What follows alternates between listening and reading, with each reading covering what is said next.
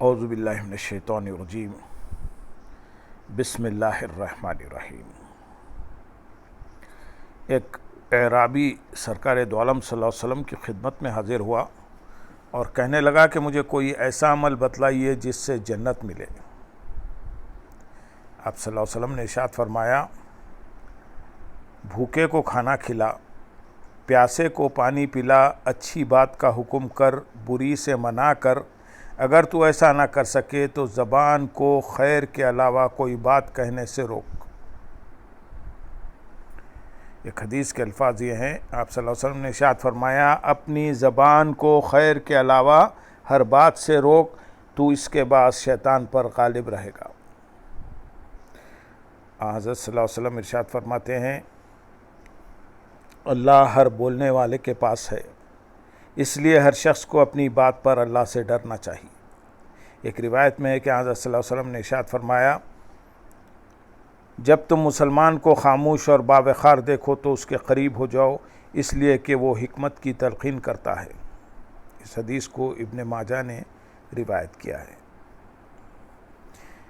ایک اور حدیث جس کو طبرانی ابو یعلی نے ابو سعید خدری رضی اللہ تعالیٰ عنہ سے روایت کیا ہے،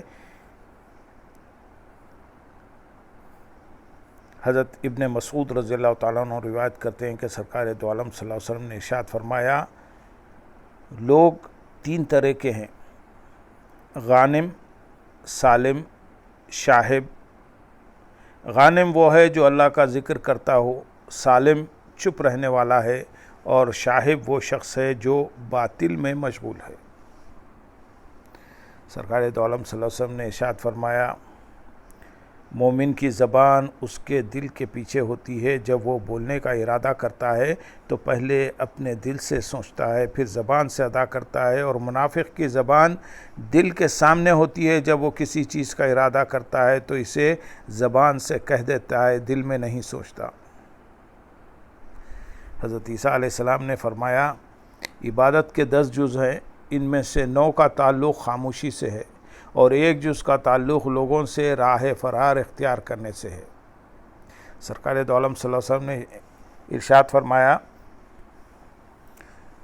جس کا کلام زیادہ ہوتا ہے اس کی لغزشیں زیادہ ہوتی ہیں، اور جس کی لغزشیں زیادہ ہوتی ہیں اس کے گناہ زیادہ ہوتے ہیں، اور جس کے گناہ زیادہ ہوتے ہیں وہ آگ کا زیادہ مستحق ہے۔ حضرت ابو بکر صدیق رضی اللہ تعالیٰ عنہ اپنی زبان کو بولنے سے روکنے کے لیے منہ میں کنکر ڈال لیا کرتے تھے، نیز وہ اپنی زبان کی طرف اشارہ کر کے فرماتے کہ اسی نے مجھے اس حال تک پہنچایا ہے۔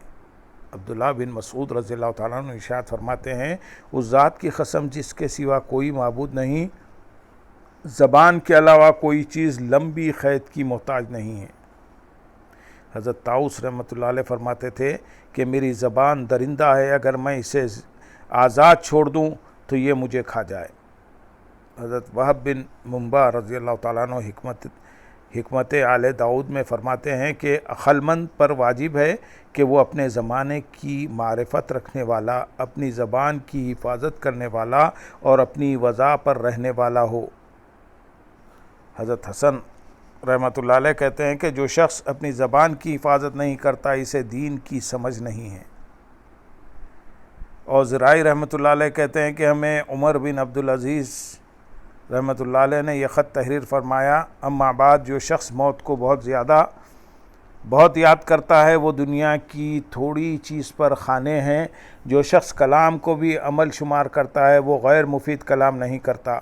ایک بزرگ فرماتے ہیں، خاموشی آدمی کے لیے 2 فضیلتیں جمع کر دیتی ہے، ایک دین کی سلامتی، دوسرے مخاطب کے کلام کی سمجھ۔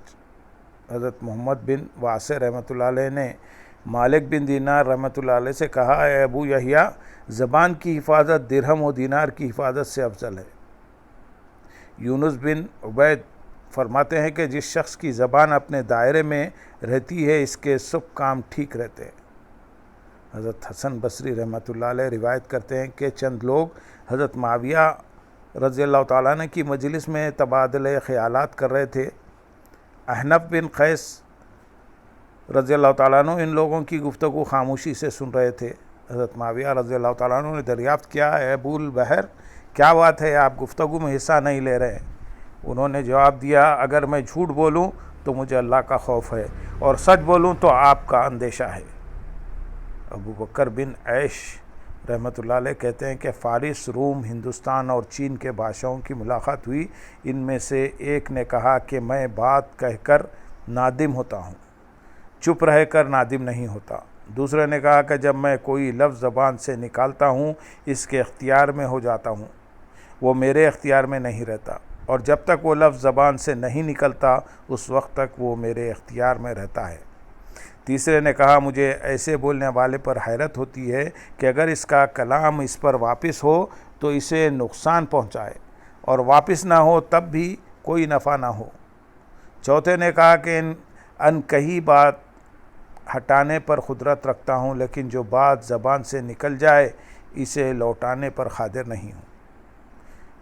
منصور بن المعتز نے 40 برس ایسے گزارے کہ عشاء کے بعد سے صبح تک ایک لفظ بھی زبان سے نہیں نکالا۔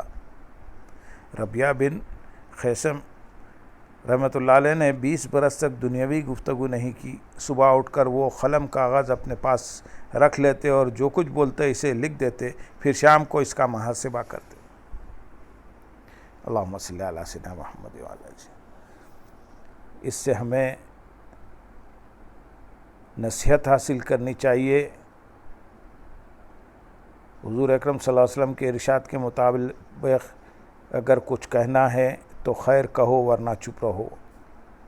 آج کل ہمارے پاس ایک فیشن بنا ہوا ہے کہ جب دو لوگ آپس میں ملاقات کرتے ہیں یا کسی محفل میں بیٹھتے ہیں تو سوائے دوسرے آدمی کی غیبت، چغلی، برائی یا اس پر طعنہ زنی کرنے کے اور کچھ بکواس نہیں کرتے۔